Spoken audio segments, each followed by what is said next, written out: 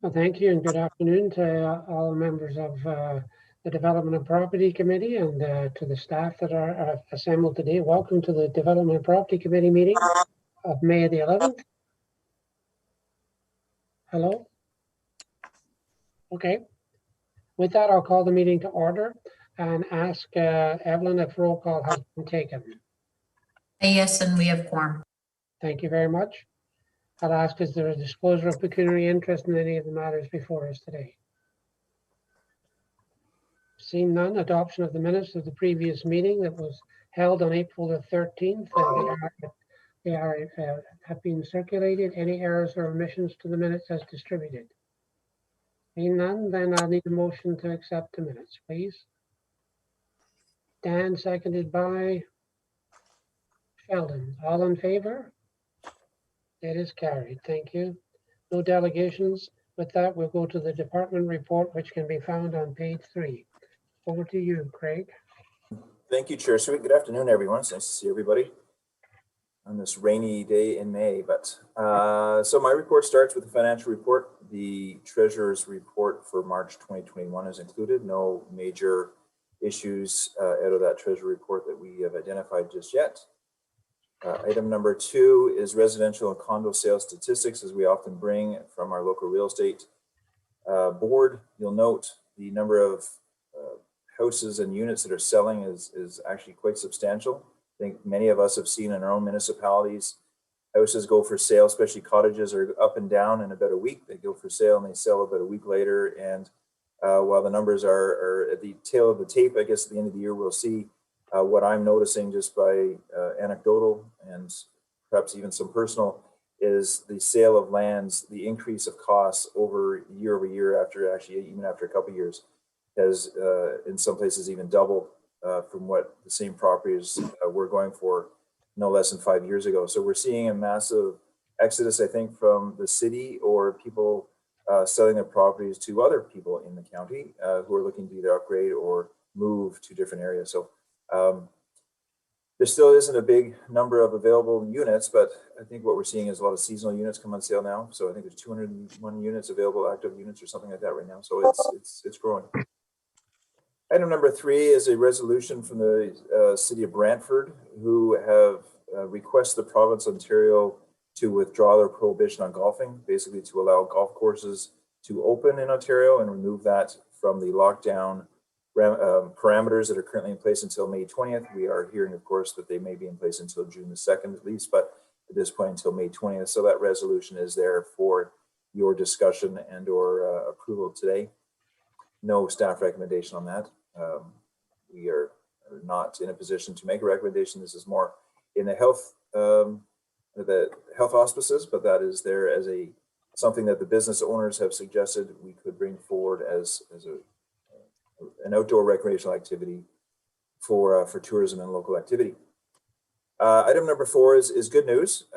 We, after several weeks or longer, after hearing of Mr. Cheeseman's retirement that happened a few weeks ago, Mr. Howarth, who's been a long-serving planner in the county of Renfrew and has helped out several municipalities, including more on site with McNabb Braeside more recently. Bruce has been our senior planner for a number of years, and he's been appointed as our manager of planning services as a successful candidate after a recruitment strategy that again lasted several weeks. And I would welcome him on board. He's here and we'll give his report a little later on.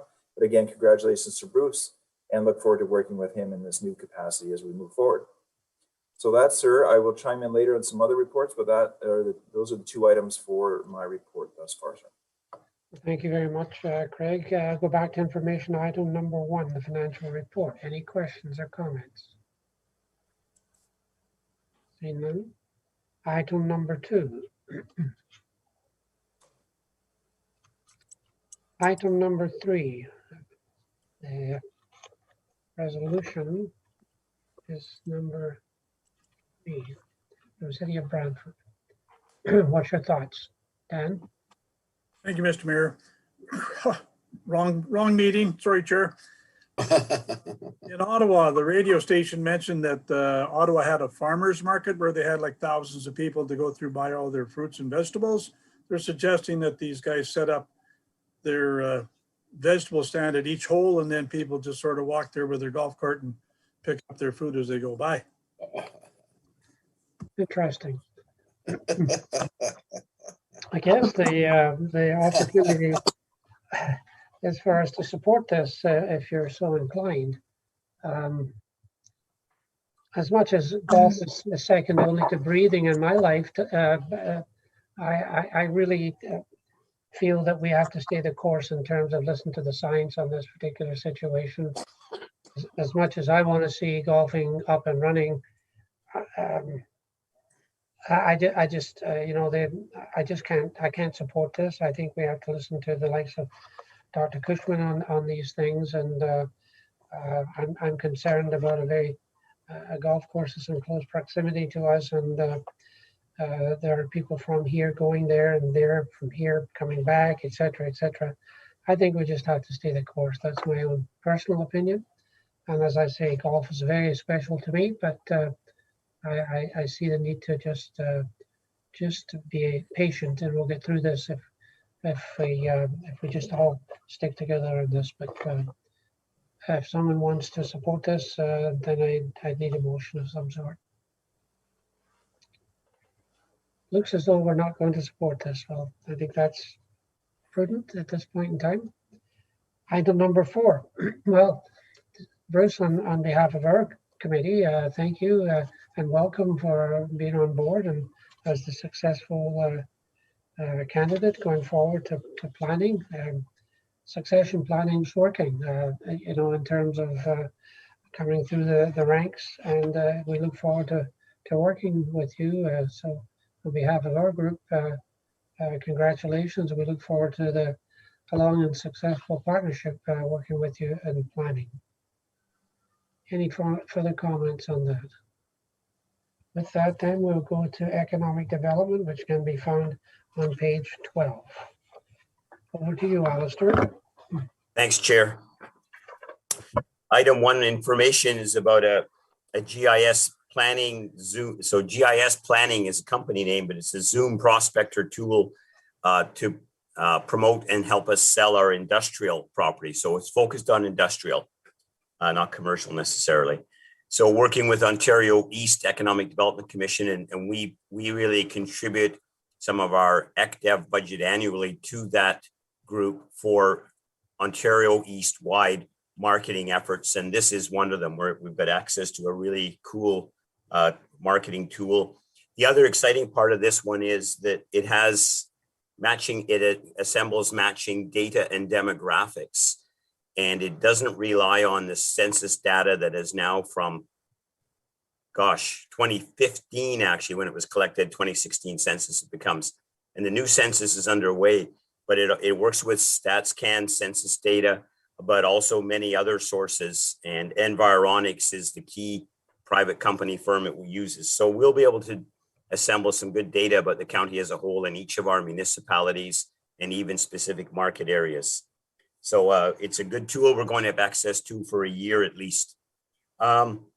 Item 2 is about Taste of the Valley. And we have not thought of a golf course as a venue for the next Taste of the Valley, but Councillor Lynch, that was interesting. We're going to be live in the spirit of standing together in this imprudence. We're going to be doing, if you will, online Tastes of the Valley. We've also developed, which we were planning to do anyway, not just because of COVID, if you will, a permanent online marketing tool of Taste of the Valley, so people can buy products year round if they're and as they're available from our many producers and vendors across the county. And I will update council on a committee on one thing. There's a possibility that the later scheduled Taste of the Valley events may go live in this year. The host municipalities and the organizing groups are just considering and waiting to see how the COVID pandemic works out. Item 3 on page 13 is just that economic development staff, business development officer David Waibu, myself. We've had 2 meetings with representatives of Global First Power. And that's the first company to be approved by CNSC to propose a small modular reactor on the Chalk River Lab site. So it's very exciting. They're now beginning to look at their public engagement and their communications.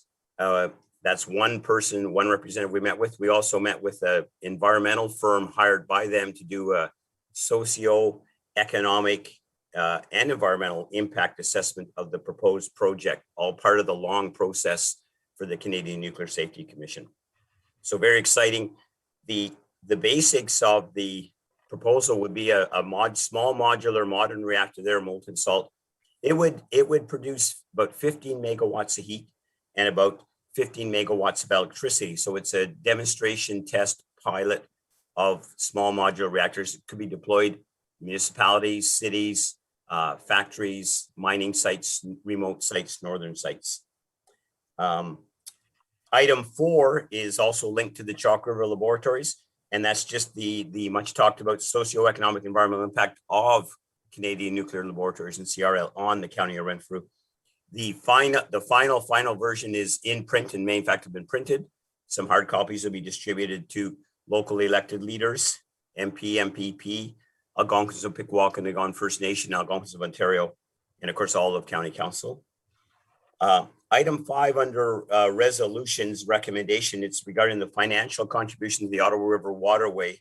It was as a response to the request from Warden Toller from MRC Pontiac, which she was a delegation to committee. And Chair, there is a recommendation there, and there is a background piece of information, a backgrounder as well. And how would you like me to handle that? I'll just we can deal with that right now if you want and get that out of the way, but and it's fresh in people's minds. The recommendation is there that the Development Property Committee recommend that County Council approve the provisions of up to $5,000 to support the marketing of the Ottawa River Waterway and the many tourism opportunities it presents for visitors and residents alike. That's the recommendation. Is that correct, Alistair? Correct, Chair, with a couple of, if you will, conditions that the City of Pembroke, our partner in tourism through OVTA, who's also received that a delegation and a similar request for a $5,000 funding, supports it. And also suggested to committee that we seek if you will, the acknowledgement by the Ottawa Valley Tourist Association that this would be a good tourism investment, tourism marketing investment. That's the two caveats, but it's conditional. Is that correct? Yes, sir. That's what, yes, Chair, that's what we suggest. Okay. So this is the similar to the Temiskaming Waterway. Is that correct? Yes, and it really is a rebirth of the Temiskaming Waterway. MRC Pontiac does want to restart the extensive boat and truck haul around system at all the hydro stations. Quebec Hydro and Ontario Power Generation on the river, which of course bypass where the rapids used to be. And I know from the previous committee meeting, it was discussed and it was suggested that we wanted to stay focused, not necessarily on the infrastructure with any contribution we would make, but on the marketing of the waterway to tourists directly. So that's also what shaped that recommendation, Chair. Okay.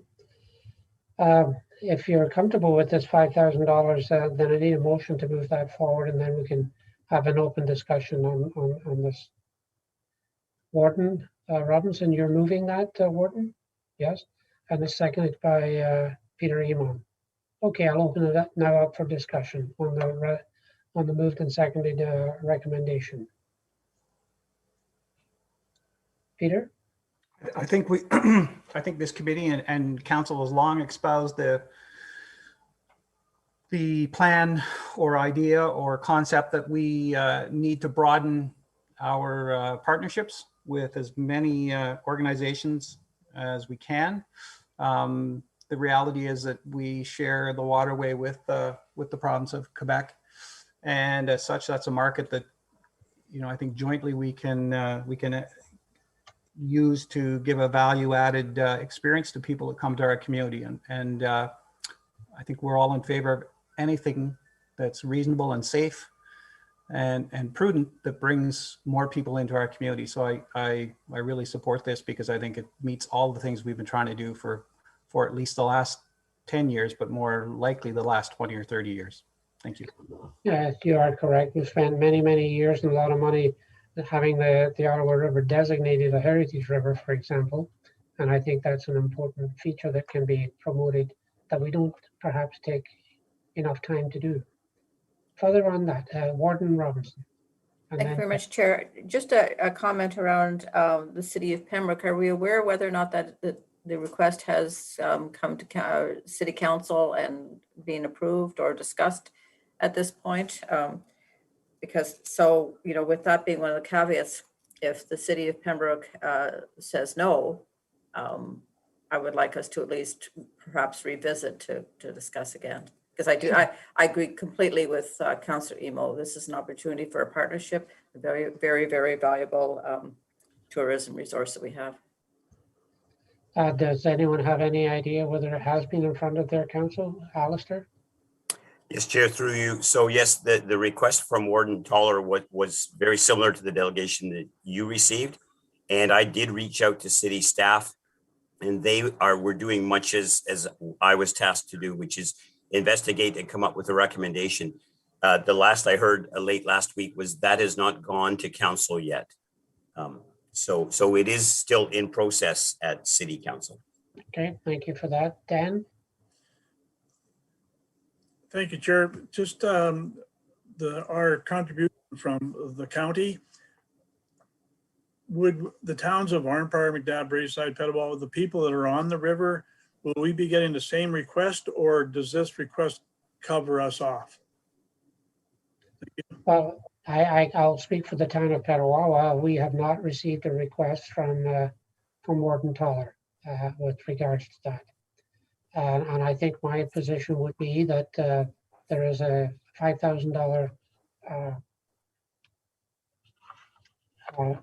money coming from the county of Renfrew, and as far as I'm concerned, that would be our contribution as well as a member of the county of Renfrew at this point in time. That would be where I think we would be. Further on the financial contribution and the resolution. Jeb? Thank you, Chair. I'm in agreement with the idea that, being sort of partnering up with folks from Quebec, but it's also very helpful for, the businesses along the Ottawa River on the Ontario side, because there's a fair number of them along the way. And I think it's going to help, it'll probably help us more than it will Quebec with regards to receiving support from the boaters and the canoers and whatnot along there. So I think it's a great idea. Yeah, I can support this. I don't have any problem supporting this at all in terms of just what that $5,000 is going to be used for, so long as it doesn't migrate into to a much larger project called the Temiskaming Waterway, which was a trailer type boat lift scenario with about 5 or 6 different transfer stations across to the Quebec site and back to Ontario and across, etc. That I think we have to be very careful with, and I think that would require that coming back for a real wholesome discussion with funding on that type of thing. But I can support this initially. I would agree with the warden that if the city of Pembroke says no or whatever, I think it would be prudent on us to revisit that and see where we can take it on certainly on our own. I think that's what the warden was alluding to, if I'm not mistaken. Oh, pardon, Warden, did you want to say something? No, it's exactly what I was alluding to. So, thank you. With that, then, if there's no further discussion, I'll call for the vote. All those in favor? Opposed, if any? It's carried. Thank you. We'll go back to item number 1, the information item, the Gis Planning Zoom scenario. Any questions? Item number 2. Alistair, where is it going to be viewed? Is it on YouTube, or where is this? Is it Facebook, or where is it going to? I want to look at it. Okay, where do I go?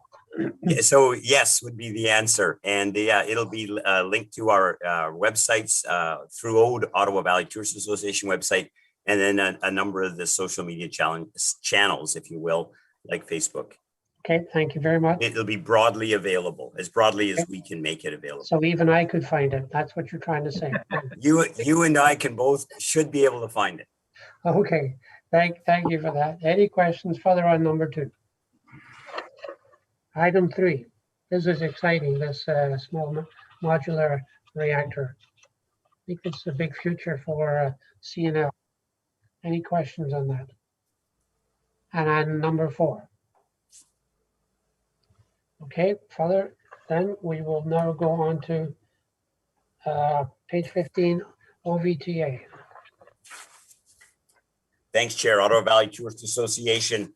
And just a key date coming up, the annual general meeting, usually this time of year, virtual again this year. It was in 2020. It worked quite well, actually. We had good attendance and some good discussion. So the date is May 31st at 1 p.m. It's on Zoom, and we absolutely encourage all councillors, county councillors, and your colleagues at municipal council as well, if you'd like to register. We'll send the Zoom link and they can sit in. It'll only be, it should be an hour and a half at the most, a few speakers, and a good update from our president, Chris Melmoth. So just to save the date and notice about the annual general meeting for OVTA. That's an industry hard hit by COVID, as you all are aware, and still struggling and really hoping to get going soon. Item 2 is about the roadmap. So that's our large print publication that used to be a full guidebook and an accompanying separate roadmap, condensed a number of years ago down to a roadmap with the guide information on it in a condensed version, of course.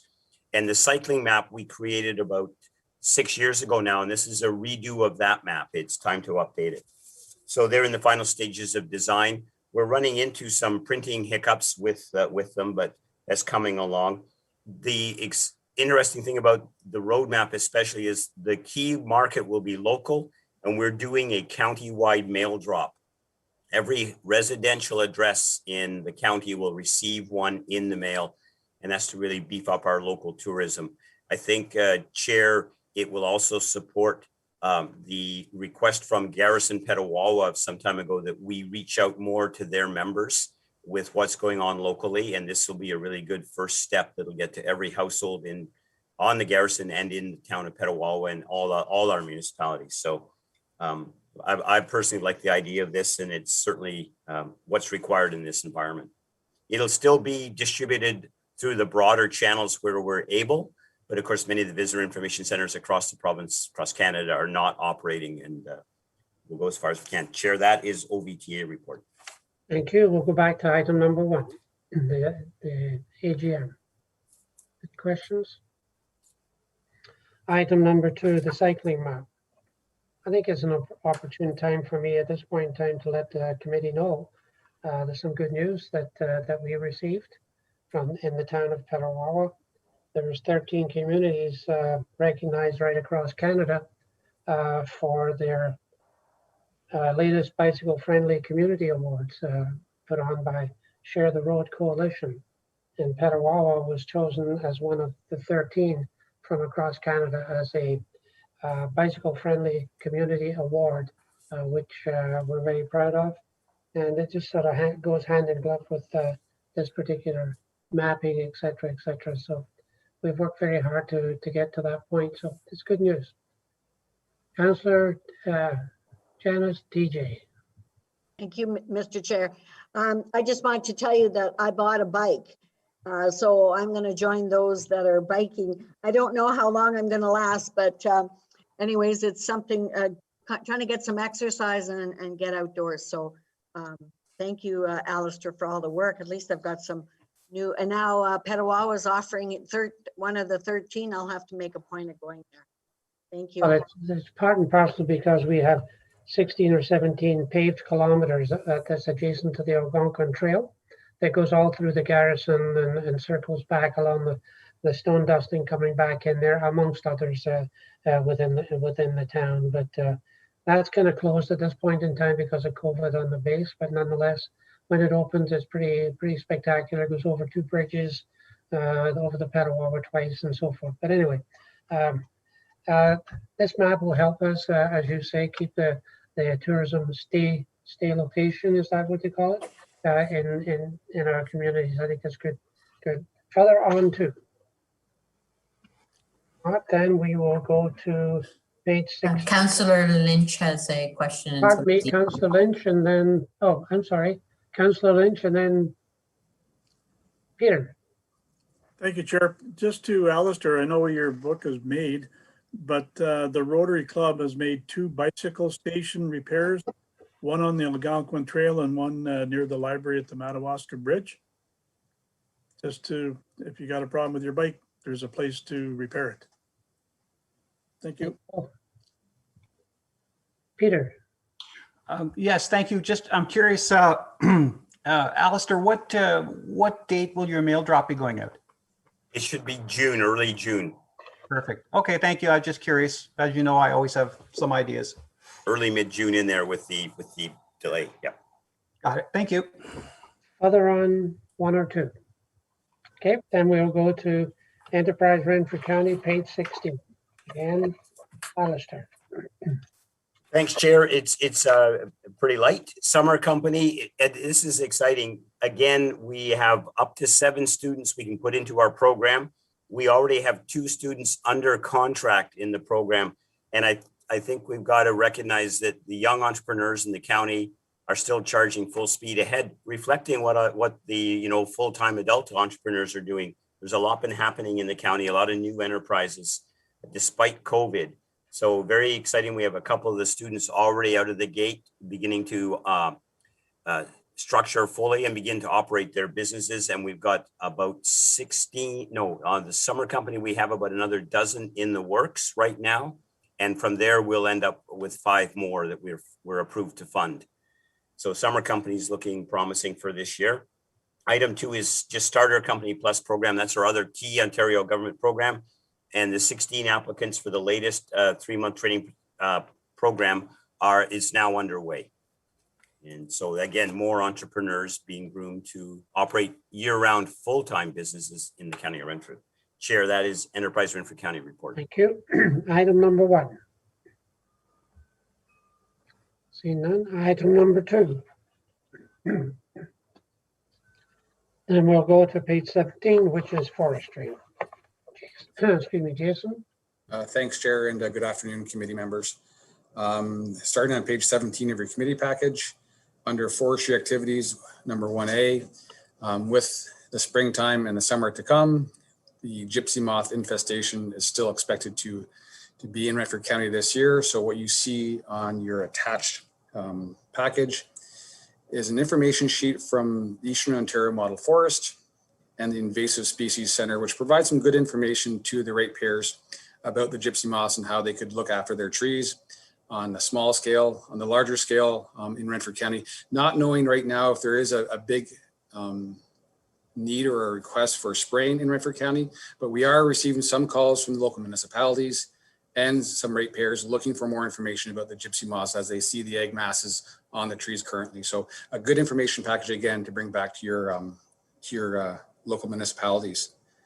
Item number 1B, and I'm pleased to announce with this one, item 1B, the county forester, Lacey Rose, was successful in her application to be on the board of a new organization, an international organization called the Global Network for Young Professionals in Forestry, or 4YP, has a good name to it. 4YP, again, this is the inaugural session for this. Not only was she accepted on the board, she's also accepted or now a vice chair of this. And it's truly international. As you see in the report, looking at the other 7 members, they're from United Kingdom, Kenya, Nigeria, New Zealand, and the Philippines. So congratulations to Lacey Rose with this introduction to international stage on forestry and young professionals. Again, thank you, the warden through county council. With your support letter, I'm sure that made a difference for her successful bid. So again, thank you again, warden. Moving on to item 1C, as you can see through the report, the Natural Resources of Canada, because of COVID, can't do some of their field work for trying to control the emerald ash borer in Renfrew County and beyond, essentially with the release of some parasitic wasps. So they're kind of leaning on the county staff, the county forester to set up a site in the city of Pembroke to have this release site set up and supporting National Resources of Canada for this initiative. Item D, just for information, we are still doing, still completing work on the county forest as we move forward. When we do an operation, in certain situations, we do replant the area, which we have in 2017. And part and parcel of the replanting is to make sure to tend these trees that have been planted. So we do have a request for reconsideration that was out and was finalized last Friday, and we're just reviewing the results, and we'll bring it back to committee when and where necessary. Item 1E, not sure if you're aware, but through this committee, you should be aware now that the government of Ontario just released the draft forest biomass action plan. This is a good news story on top of the forest strategy that was released last year. Again, things turned up for the forest industry. The biomass action plan is looking at the other items as part of the forest. What could they be used for? So again, if you have a chance, download the application or download the report and make submissions for your municipalities if you could. And staff will review this with forestry staff and ECDev staff. So Alistair and our two divisions will work together on any comments that we may need to provide. Item number 2, the Chair Sweet and myself attended the Renfrew County AGM that was held, on April 24th. I provided a brief update on the Algonquin Trail, the 2021 work plan, while the chair made an introduction to the initiatives that the County of Renfrew is doing. Just not to belabor the point, but just to highlight the Renfrew County ATV Club, how their growth has grown exponentially since their reinvigoration in 2016. This small group was a social group, maybe 50 to 30 members at the time. Now they're heading towards over 2,000 paid members. So this is a big organization now, one of the bigger ones in Ontario. We are a partner with them for the Algonquin Trail and the K&P Trail and some other initiatives. But so far the partnership's working well, both on their end and our end as they move forward. So congratulations to the Renfrew County ATV Club. Item number 3 is just our typical annual notice to the paper or in the paper for the public to destroy noxious weeds. It's that time of year again for noxious weeds. Currently, my role as the area weed inspector, I have to put this notification out in the newspaper. So what you see in the attachment on page 28 is you'll see that in your local newspapers for the public to view and make sure that they follow the Weed Control Act of Ontario. Item 4, Chair, is on page 19. Again, what we're doing in the background that people may not see for the next generation of 911. Currently, most systems in Ontario are an analog system for 911 services. When you call, usually they know automatically where your landline is located.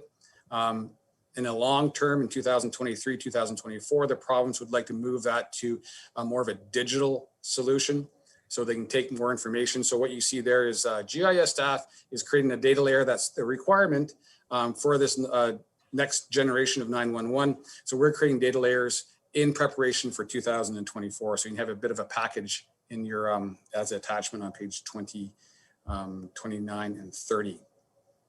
Item number 5, Chair, is just a staffing update. In our budget, we budgeted for a 4-month contract on a trails coordinator position, and I'm happy to announce that Steve Gare has accepted this 4-month contract, and he's currently on the trail painting some gates. Well, maybe not right now through the rain, but right now he's on the trail maintaining, as part of his job, maintaining our trails. So I do have one resolution, Chair. Do you want me to go ahead with this resolution or Sure, go we'll back? deal with that right now. Okay. Okay, thanks, Chair. So you do one resolution in my committee package, and that's found on page 19. It's called Black Ash Protection and Recovery. So the recommendation, Chair, that the Development and Property Committee recommend that staff prepare a response in advance of the May 27, 2021 deadline for early engagement on the protection and recovery approach on black ash, similar to the previous responses by the County of Renfrew to the province concerning the restrictive butternut regulations. And as background, Chair, on April 27th, the Committee of Status of Species at Risk in Ontario, or CSARO, introduced 7 new species to the endangered species list. And one in particular caught our eye, which was the black ash notification. I'm not sure if you're aware though, that there's black ashes in abundance in Renfrew County, most wet areas, and I'm sure Mr. Councillor Keller is aware of this, black ashes everywhere. We don't know what the ramifications of this will be or could be. We do have a concern that could impact forestry, planning, public works, if this moves forward the way it did with butternut. Again, very early on, but we want, as a staff, want to be upfront and make sure we have our opinions expressed through this notification process. So Chair, that's the recommendation, and that's the end of my report, but I do have an addendum, so I'm not sure where you want me to go with that. Well, I'll deal with this and then you can continue with your addendum. Okay, so there's a resolution. You see the recommendation. I need a mover and a seconder to move that forward. Sheldon, seconded by John. Jeb, any discussion on this? Then I'll call for the vote. All in favor? Opposed of any? It's carried. And let's do the addendum and then I'll go back to information items. Jason? Okay. Thank you, Chair. So the addendum was sent out later on late yesterday. So number 7 as an addendum is an op-ed to the Hill Times Natural Resource Supplement, and where the County of Renfrew Forester, again, Lacey Rose, was asked to submit an op-ed for consideration, only consideration at this time for the Natural Resource Supplement. Again, this is as part of her role as the outreach and education. The intent of this op-ed is to give a positive promotion of about forest management, sustainable forest management, not only in Renfrew County, but beyond. So again, if you're not aware of the Hill Times article, it's an Ottawa-based news article, but it's very specific to the political nature national-wise. So it's a good exposure both on the good work we do Renfrew County-wise and beyond of good management for Crown lands throughout Canada. So that's the addendum, Chair. Thank you. With that, we'll go back to the information item. First one on page 17, 1A. 1B. Warden. Thank you. Just to be clear, I take absolutely no credit for Lacey being chosen. She's an incredible young woman that we're very, very fortunate to have as an employee of the County of Renfrew and a resident of Laurentian Valley, just in case you didn't know that. There you go. Yeah, I think we're all very proud of that achievement. That's a feather in the hat, not only for Lacey, but for Renfrew County as a whole. When you've got world recognition of a young, energetic and enthusiastic young lady who's climbing the hill to get to the pinnacle there. I think that's just great. Wonderful. Further on 1B. Peter? Yes, joining with the warden, it's an exceptional opportunity for our corporation and also a great example of developing a credible resource and expertise that is spreading internationally. And I wonder if at some point the CAO and some of his senior management team, senior leadership team can sit down with the forester and sort of map out what she's been able to accomplish, because I'm very hopeful that we can also encourage other folks who work for us to demonstrate their expertise. And I think, sometimes to have that happen, somebody has to lay out just a little bit of a roadmap or their experiences. So it might be a good internal professional development opportunity for our staff to hear from her.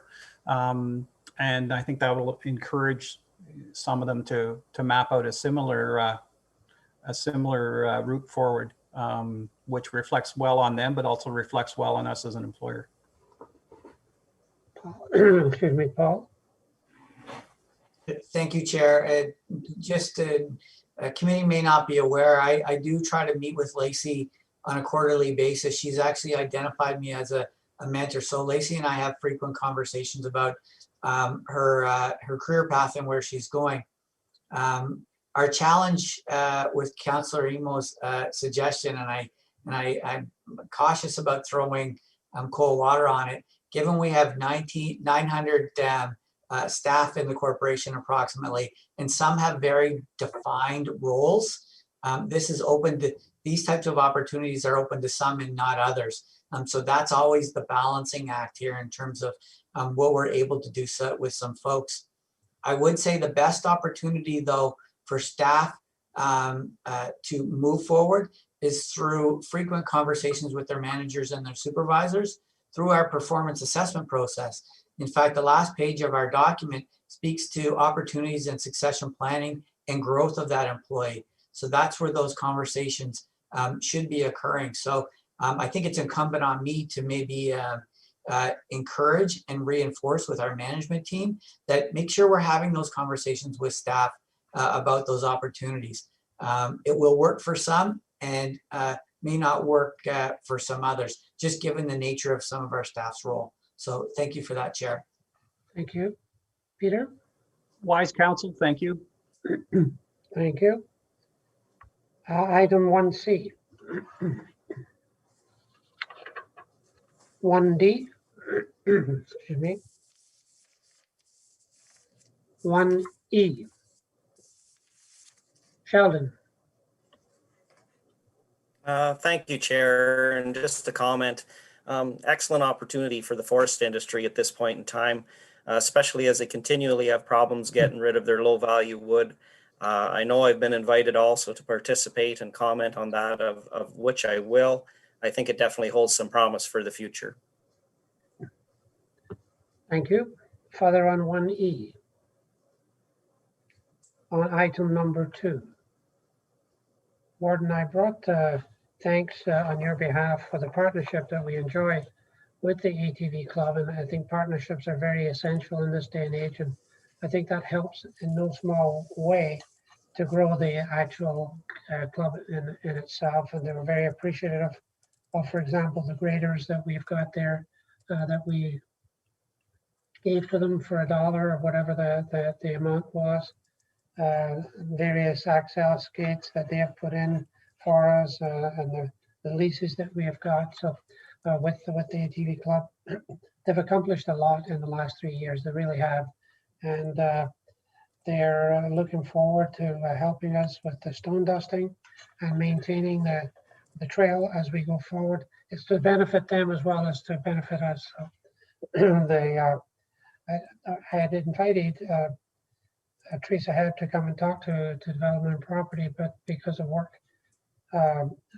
pressures, she was not able to do so. But we will get her in here and have a chat with us about the club and some of the priorities that they're looking for. But I have to tell you, the extremely credible organization at this point in time.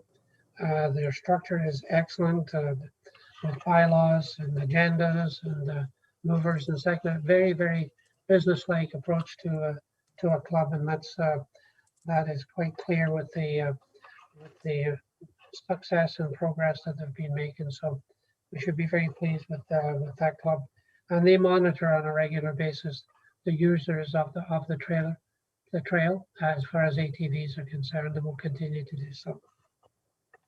Further on to item number 3. Item 4. Kathy. Thank you, Chair.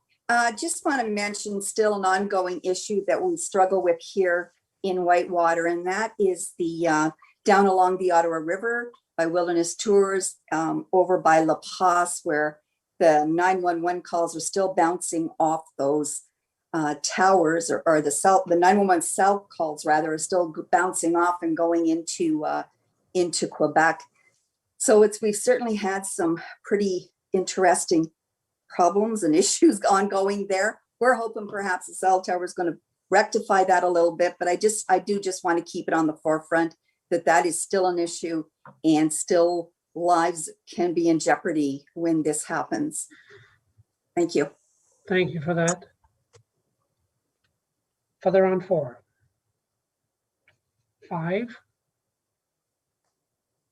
We've dealt with the resolution. Next is the addendum. Item number 7. Seeing none, then we will go to Real property, page 31. Thank you, Chair. Just pull it up on my screen so I can read it for you. Item number 1 of the real property report is the just the projects update. You'll see where projects will continue in the absence of Mr. Valaket, and we've got staff on our projects underway. Tendering has begun, or RFPs have begun for a lot of these projects. Of course, item number 2 again is our capital and under capital threshold projects. So again, they will be continuing as we go throughout this budget year. Item number 3, I'll give you a bit of a background here, and then I'll flip to a bit of a slideshow to give you an update. We are, Mr. Foss and I will give you a bit of a budget at the end of the slideshow, but we have had over the course since we last met in last month, we had a shutdown for a 2-week period. There was a bit of a contractor COVID, I won't use the word outbreak, but they had a couple of cases of COVID-19 in the contractor. So we were obliged to shut our construction down for 2 weeks, which has caused some delays. With that said, community services have now moved into 9 International or 7 International Drive, where the health unit once was. And I was looking out my window, I still see people bringing boxes in. So they're slowly moving their offices in and are actually quite comfortable now and getting used to the space. We still have a few deficiencies to make up, but they are getting used to the space, those that are in the office and not working from home. So we still have our lease at Lake Street where we're located. We've extended that lease until June and into July. There's a possibility we're storing a lot of our stuff, if you will, in there until we are fully moved in. That's our inventory building, where some older desks and chairs that we will determine whether they're surplus or not to the needs of the municipality. At that time, we will sell or get rid of them at that point after we decide what we need here in this building after everybody's moved in. The large entrance sign was installed last week to the County of Renfrew. You'll see a picture of that in our slideshow, and training will take place shortly on the messaging of that. So if you can indulge me, Chair, I will share my screen. Hopefully you can see the PowerPoint in front of you. Yep. Sure. Okay. So hold on 1 second. For some reason it's not. There we go. So I'll give you a bit of an update. We've come a long way, as you'll see. That's our new sign that we have going on right now, that we've got in place. So we're busy trying to get working on that digital signboard. The software will be downloaded in the next little while, and that will allow us to have community messages, much like Renfrew County Police has on their sign right now. That's the rendering of the community, or of the D&P and Public Works area entrance, and that's the reality of what you see in front of you now. So that's happening and in place right now with security boarding and whatnot now in place, or security doors right in place now. Step to the next one. Again, those are our hallways. I think you may have seen some of these photos. If not, I apologize or not apologize for repeating myself, but this is the new hallway through development of property and into Public Works in the rear. Some of the new workstations that we have identified or have set up and assembled throughout the building, and our new Public Works area. So some of the pictures you may not have seen of recent, because we're just finishing up actually, this is the rendering of the reception area that we had planned, and this is a reality. So again, you know, we're pretty much what we said we'd do, we've done. So a few of county employees are at the front and actually are enjoying that space, and that's what the public will see when they walk in. We're just in the midst of finalizing our plexiglass COVID plans for this area to make it safe upon public re-entry to the building. This is the POA space downstairs where the courtroom will be, the new entrance, and this is what it looks like now. So we were darn close. By the end of next week, this space will be entirely ready with plexiglass and lighting and flooring and everything else to accept those coming in to pay their fines into public offenses. And this is our new courtroom, which has now been created out of the old classroom where the Renfrew County District Health Unit once was.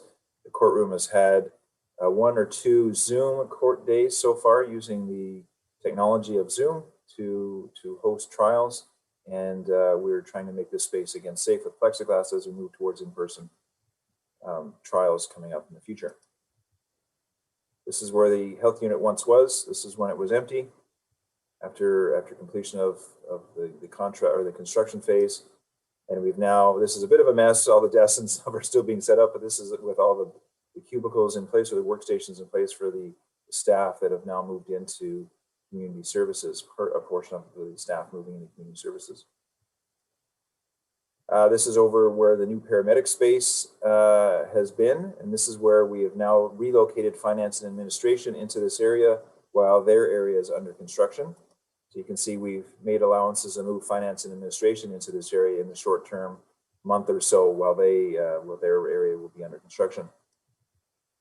You'll see a number of desks. It is a bit of a makeshift triage center for Jeff and Paul's group, but they're making do, and they're anxious to move into their new spaces once they're all done.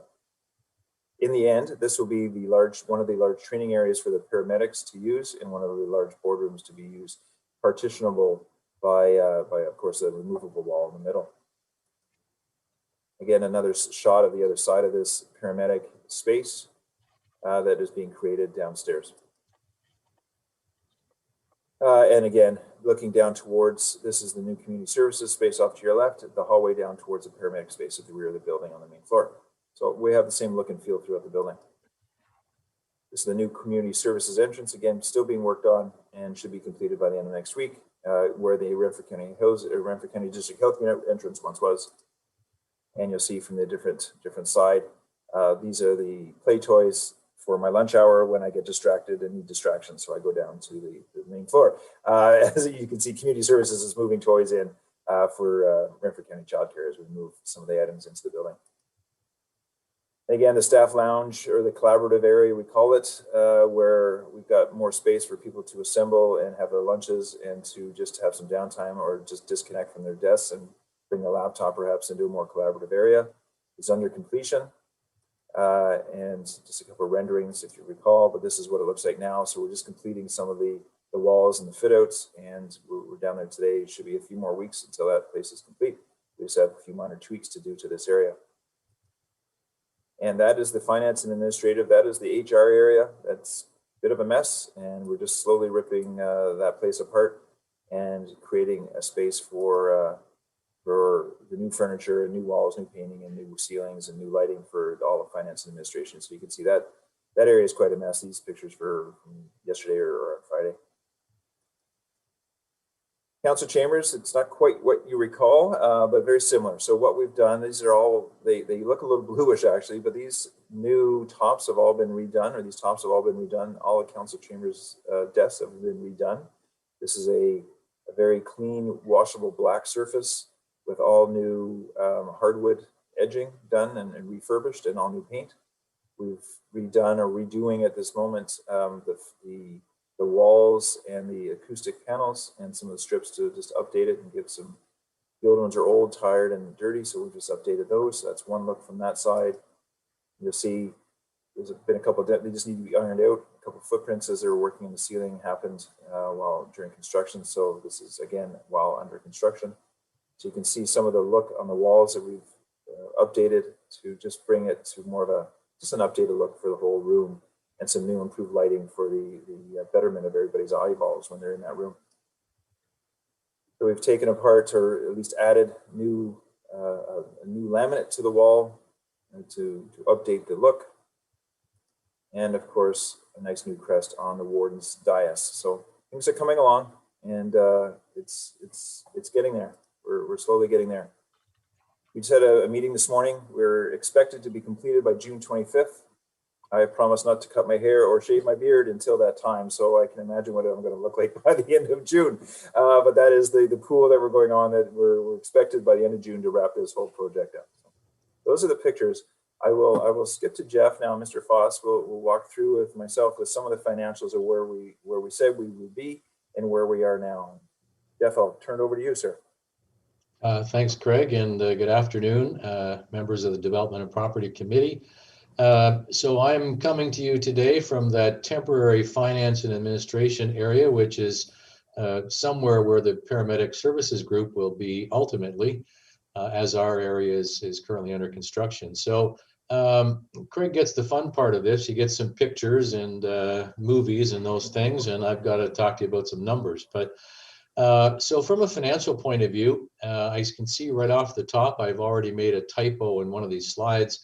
Our original project cost came from our 2020 budget, and that's when we presented this concept to you for consideration. And the project budget at that time was $3.725 million.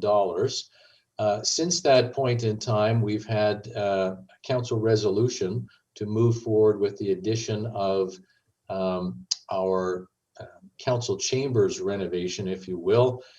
And so the estimates for the council chambers renovation were $300,000. We had quite an extensive list of change orders and some taxation and other miscellaneous costs. Those include design elements, additional architectural fees. You'll recall that early in 2020, we were still negotiating with the Renfrew County and District Health Unit about whether or not they would remain in this building with a smaller footprint or what that would look like. So when we presented this budget to you in early 2020, some of those decisions were still ongoing. And they certainly were solidified shortly thereafter. And so the other item that was still uncertain when we presented the first budget to you was this space that I'm speaking to you from right now, which is the paramedic services addition. This was the space that we had contemplated that the health unit might occupy with a smaller footprint. And so after that decision was made where the health unit was moving on to another location, paramedic services then moved forward with the renovation of this space for their administrative headquarters, but also for a large space which they would consider to be a training area or even potentially the emergency operations center area, which is now being occupied by a number of finance staff on a temporary basis. So all in with those changes for paramedic services, as well as council chambers addition, taxes, et cetera, the project budget is about $4.8 million. I guess, Craig, you're in charge of the cycling of the slides, maybe. So $4.8 million, what are the funding sources that we have available to us? Well, of course, we received from the Ministry of Municipal Affairs and Housing a modernization grant of $725,000, and council committed to using those funds on this renovation project. Through our 2020 budget cycle, we had included a number of budget items for a variety of cost-shared programs, being Ontario Works and childcare, to support the renovation of this building, because all of those services were now going to be relocated. We had closed 5 different lease office spaces in the city of Pembroke, and we're moving all of those services into a single building. So we included in our budget documentation support for occupancy costs from those divisions, and those budgets were approved by the various ministries representing Ontario Works and childcare.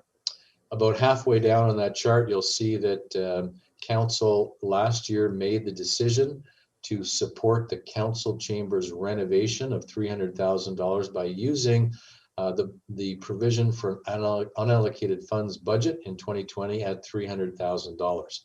So all told, we need to finance $3,097,000 in the service delivery improvement project. And so next slide, Craig.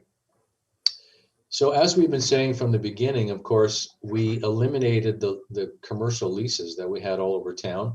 And all of those folks, as they moved in, those divisions and departments, the original plan was that they would not have any greater cost by moving into this building than they were paying as commercial tenants somewhere in the city of Pembroke. And so the property department will be the recipients of that lease revenue as opposed to commercial landlords. When we're fully operational, the total value of those leases coming into the property department will be $483,000. We used to have $318,000 in lease revenue from the health unit. So on a lease revenue perspective, we're about $164,000 better off than we were when we had commercial leases around the city of Pembroke. That's not the case for 2021 because, of course, we're still in progress. And the only division that's moved into this building is Provincial Offences Court. And although the court isn't ready and the cashier counter is not ready and we're not open to the public, the employees working for Provincial Offences Court moved into this building and began working December the 15th. And so we are charging them for the full year's worth of occupancy cost because they are here in this building. Next slide, Craig. In addition to the occupancy cost or the lease revenue that we are going to benefit from moving those departments into this building, we've also identified through the 2021 budget process some staff efficiencies. And as Paul has indicated to this committee on a number of occasions, our goal is to streamline our staffing through attrition. So as people retire or leave the organization, we take a very, very hard look at how we can do things differently and how we can consolidate some of the workload that was being managed by a variety of people. And so in 2021, we've identified $195,000 of salary and benefits efficiencies that were built into the 2021 budget. But for 2022 and moving forward, that number elevates to $302,000 in salary and benefit savings per year. If we add that to the additional lease revenue that we expect for our very first full year of $164,000, we will be enjoying additional financing available for this project to the tune of $466,473 per year. Next slide, Craig.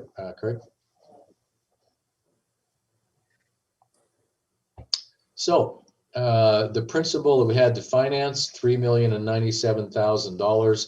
The first year, of course, we're only enjoying partial year savings and efficiencies of $169,000. But each year thereafter, $466,000 until we hit 2028, when the project will be entirely paid off. From that point forward, we will have $466,000 per year in additional debt servicing costs that will not be needed to support the repayment of the money that we're using to construct the building or renovate the building.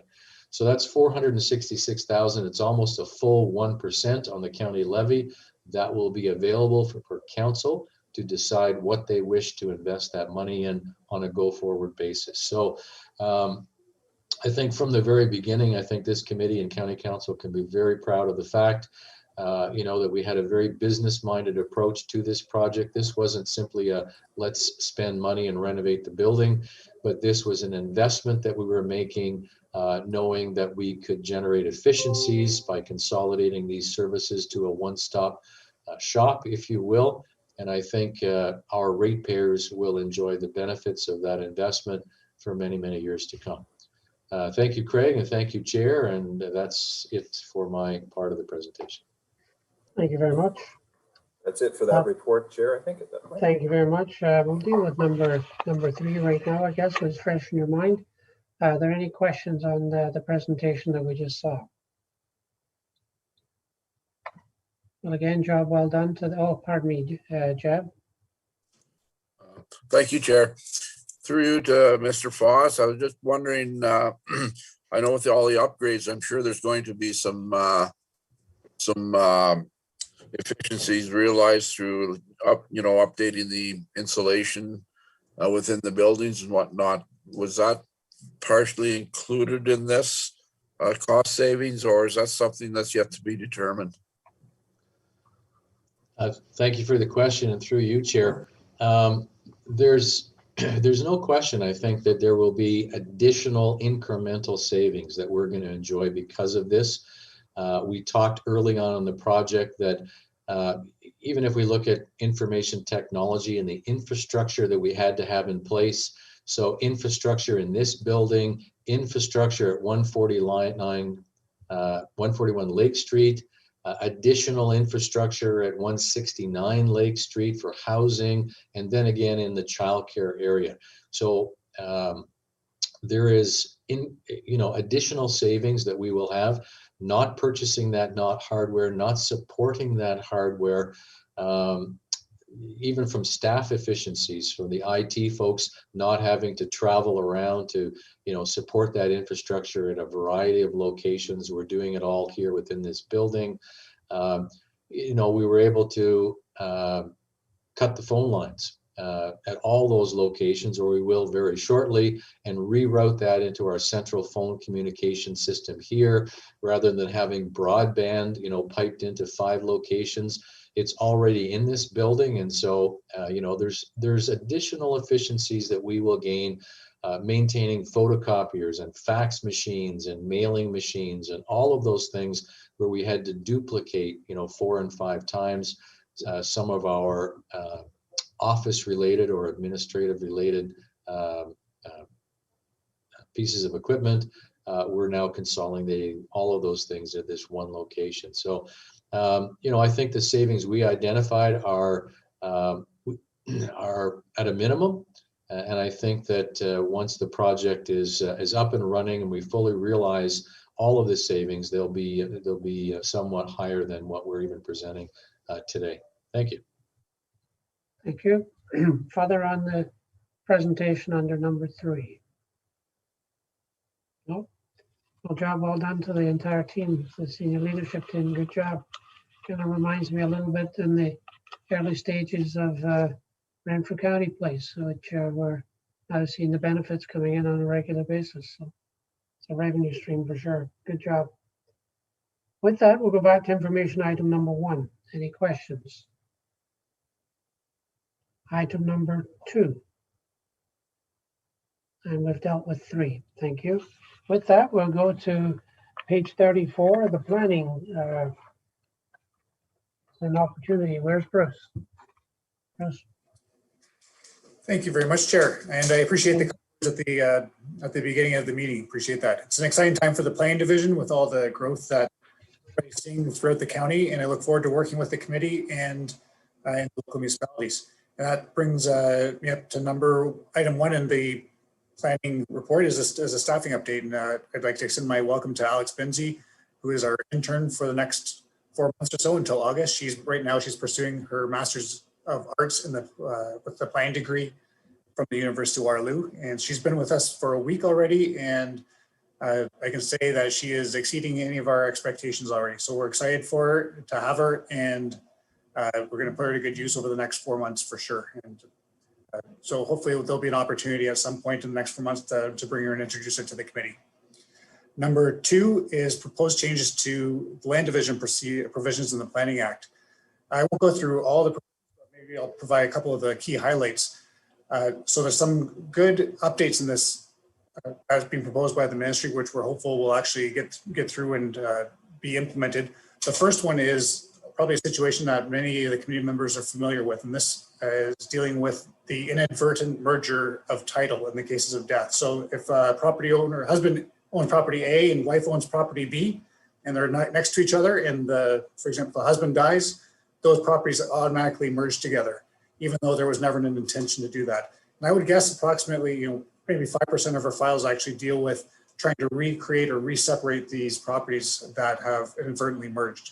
So I see this as a positive change, and hopefully it'll be, these situations can be stressful for those people involved in those situations. So hopefully we can avoid the situation, and those inadvertent mergers won't take place anymore.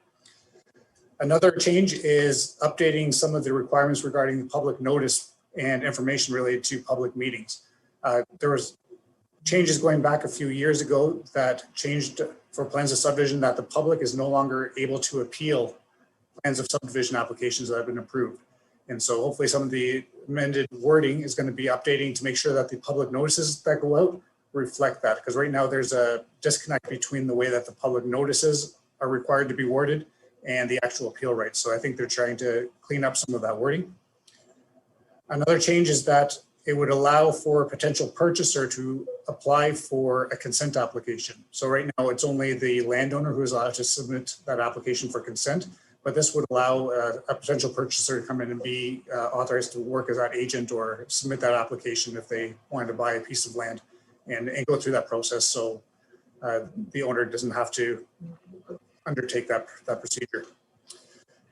Currently, when a consent is granted and there's conditions, an applicant has 1 year to meet those conditions or else the consent application lapses. And we've seen a lot of times, especially with COVID, or if there's some tricky conditions from the fill, that we do have consent applications that end up lapsing. And under the Planning Act, currently, there is no way that the county or any approval authority has the ability to extend that lapsing date. So one of the changes, again, is to allow an additional 1 year extension. And so the county can hopefully take advantage of that. And that will hopefully help some ratepayers if they end up in a situation where they need that initial 1 year for extension of their filling their conditions. Another interesting change, which I'm still not sure how it's going to work out, but currently when a severance comes in or a consent, a certificate is issued only for the severed land. So you apply for a severance and a certificate is issued for the severed lands, and that you would take to the land registry office and create a deed for that property. So a proposed change is adding a new section setting out rules for issuing a certificate also for the retained lands. So you'd get a certificate for the severed and the retained. And so interesting to see how that works out. I think it's part of the province's goal to create clear title for some of these pieces of property so that they can be discharged or dealt with, sold by the property owner without so many hiccups as they currently have. And then one of the last ones I wanted to point out was, so you probably heard the rule, once a consent, always a consent. And it creates some problems for us. For example, if somebody wanted to enlarge a already existing property that was created by consent, there's a provision in there protecting it, and it's ends up being a difficult situation sometimes when we're trying to merge or amend title for those existing consents. So there's a new proposal to issue a certificate of cancellation, essentially allowing us to cancel a consent that was previously given, provided certain criteria are met. So if the proposed amendments to the Planning Act are passed by the ministry, the county will need to update some of our application forms and some of our processes. And we'll also have to update our tariff and fee bylaw to address some of the changes, such as issuing extensions or providing the extra certificates for severed and retained lands, and these proposed new certificates for cancellation. So there, if these amendments do proceed and become legislation, we'll have some work to do. But overall, I see these as positive changes to the Planning Act that we would look forward to and embrace. Item number 3, I think I will turn it over to Director Kelly to address item number 3. Thank you. Thanks, Bruce. I was carrying the ball a little bit on this one, so I'll just continue, and that's why Bruce has asked me to continue.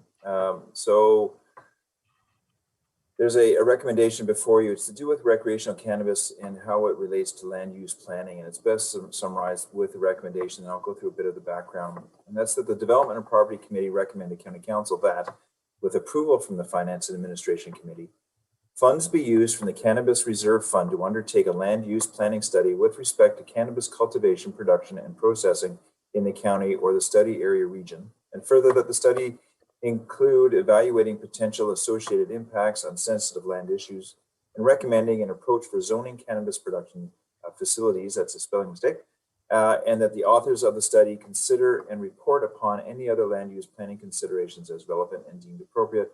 And further, that this project be done in partnership with local municipalities. But Councillor Keller, for one, is deeply aware of what's going on, is that there's a number of micro or greenhouse cannabis facilities happening throughout the county of Renfrew with little to no zoning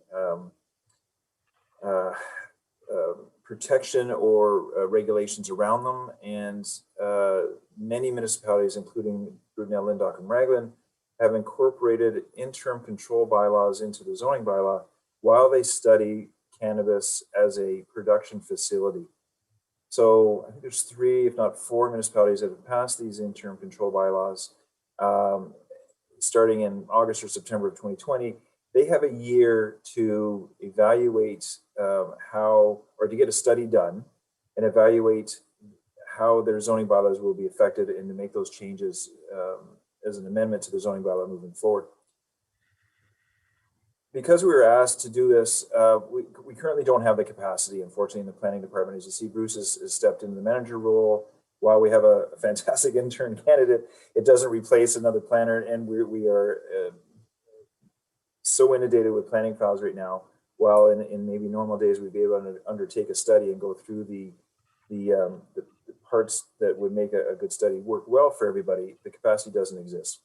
So we originally had told these 4 municipalities we would look after it for them, but this was before the manager of planning retired, and things were a bit different in our world. So with that said, we have reached out to some consultants to get some idea of pricing, but then I was made aware and had forgotten at the beginning of this process, and Mr. Foss can give me the exact amount.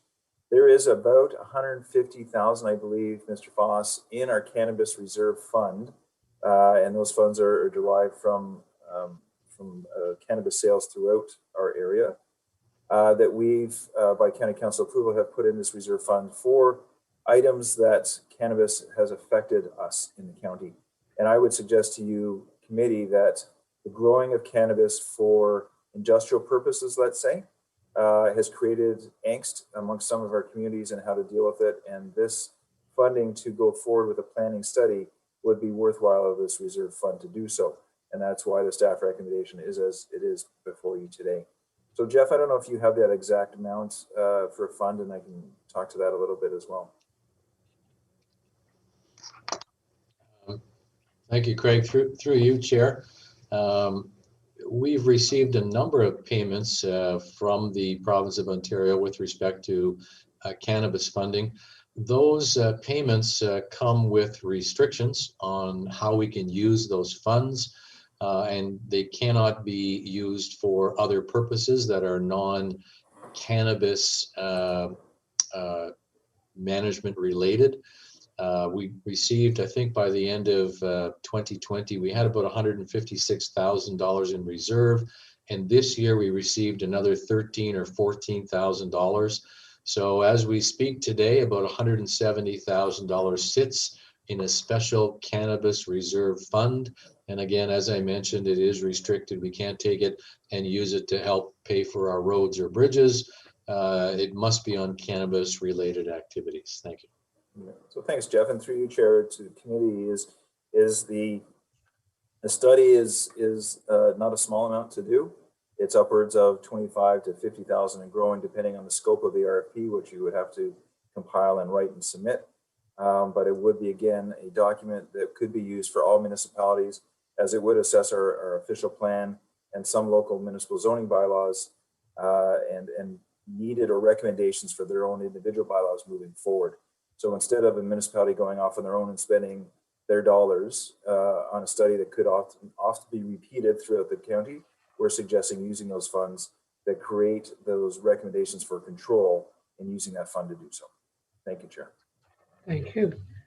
Any questions on item number 3 before I ask for a mover? So you're talking about a process that could be upwards of $50,000. Through you, Chair, what we'd have to do is put it out for RFP, and we determine the price. And then come back to us for that funding. Correct. Based on original estimates, it's roughly in that range. Roughly about that. Okay, fair enough. Jed? Jed? Yep. Thank you, Chair.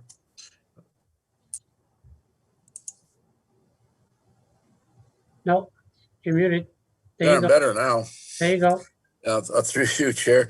I was just wondering, have we reached out, or we plan on reaching out to other municipalities or counties that may have been through this or something similar to this, so we might be able to save ourselves a little bit of time and or money, or are we first runners at this? Craig? Through you, Chair, to Councillor Reinwald. Yes, we are not. We have reached out. There are examples. they're not quite as cookie cutter. We can't just take somebody else's and make it our own. We have our own official plan, and we have our own wording that every study has to be assessed against our official plan as theirs was theirs. And that's why we'd have to go out on our own to assess it against our zoning bylaws and our official plan. For the round three. Peter, and then Sheldon and Paul. Peter? Thank you for this. So when I look at the words cultivation, production, and processing, and here industrial, will the study be as deep as looking at water consumption and gray water handling, recommendations around those? Will there be, and I'm not trying to put you on the spot, I'm just trying to understand it, recommendations around fencing, lighting, security, stuff like that? Will it be that detailed so that it will funnel cultivation, production, and processing into certain areas, and the industrialization of it as well? So is that the kind of thing we're looking at, where we'll have detailed maps with pretty colors denoting what can occur? Through you, Chair. So what they will do is they will review all the existing land use policies and regulations that we do or do not, including our municipalities, have in place. So if any municipality or official plan has items to do with gray water or water systems or effluent or fencing or lighting, all those things will be reviewed against what's currently in practice in other municipalities, other counties. The cannabis world is ever evolving, as we're learning, but it's just changing daily, and it seems to be the illegality of it all is we're learning more. I mean, there's more illegal things happening in every county and grow ops happening everywhere. So they're trying to, it's morphing quicker than the Planning Act is.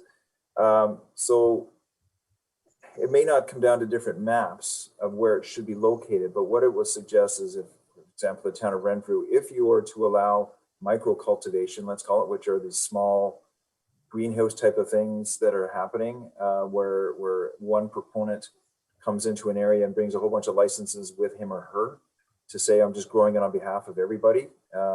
This will regulate it out and say, this is or isn't allowed. This is what you must do. It must deal with security. It must deal with lighting. It must deal with, it can't be located in this zone or that zone, or recommendations for you to do that or not. So that's what the study will take a look at and provide those recommendations. It won't succinctly say you shall do these things. It will say these are the recommendations that each municipality should take into account when and if they pass a bylaw to regulate or zone commercial non-retail activity of cannabis. Peter, follow up? Thank you. Yes, and will there also be some recommendations, in terms of dealing with debris left over after cultivation, or, culling, or whatever the operation is? And then if someone,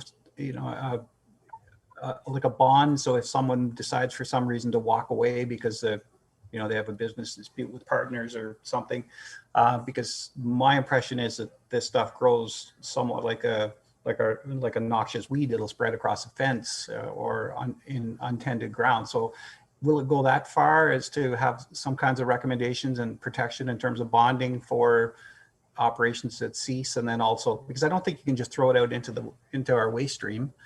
So will there be some discussions about the end product and the unintended end products?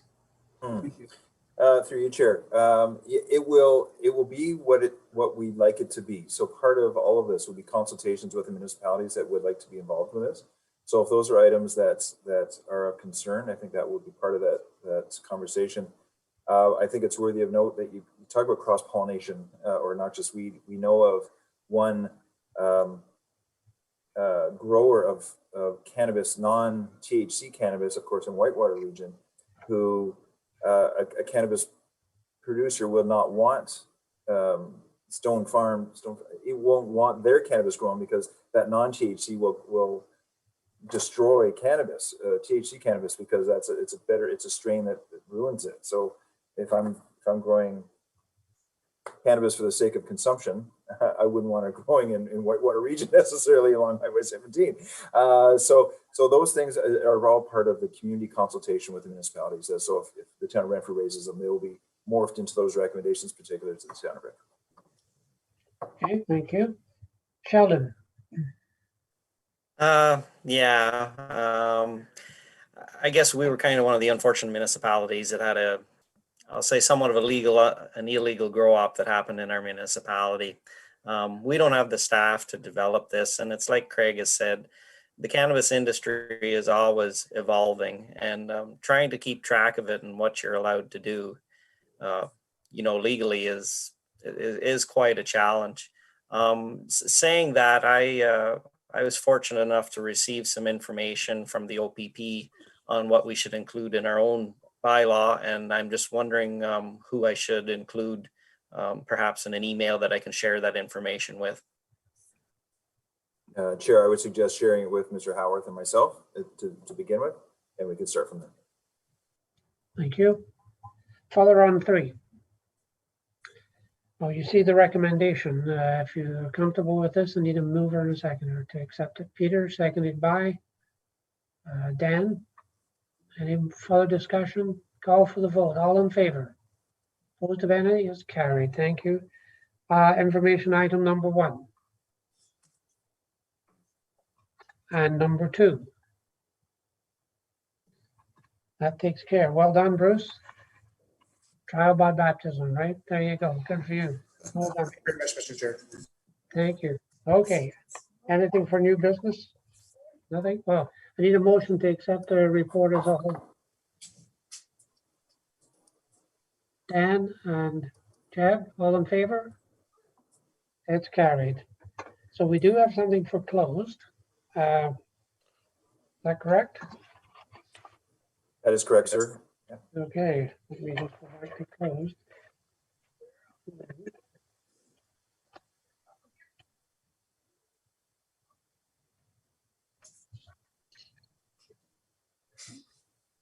And we're going into close because of labor relations or employee negotiations. Department structure, is that correct? What section? 239 of the Act or something? Okay, need a motion to go into close. Kathy and the warden, all in favor? Okay, we're now in close.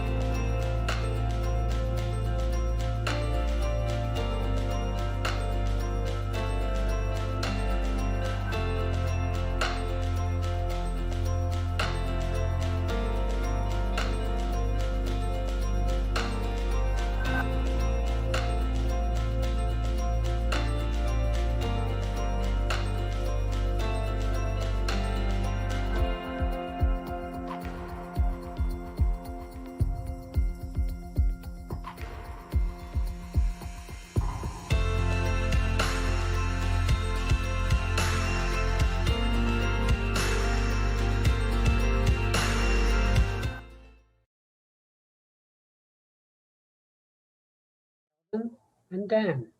All in favor? It is carried. 1 minute past 2 hours. Thank you very much.